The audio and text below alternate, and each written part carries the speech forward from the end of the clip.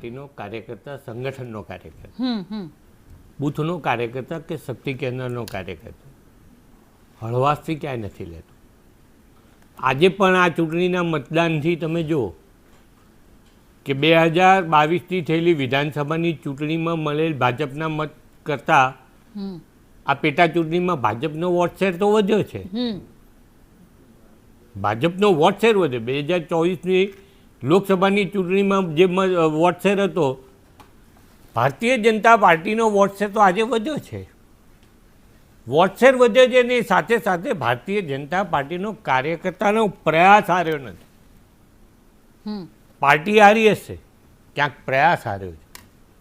ખૂબ મહેનત કરી છે અને આ મહેનત કર્યા પછી કદાચ જે પરિણામ આવે એ પરિણામથી ભારતીય જનતા પાર્ટીનો કાર્યકર્તા, હું પણ ચૂંટણી લડ્યો હતો 2022, 156 ભારતીય જનતા પાર્ટીની સીટો પર વિજય થયો હતો.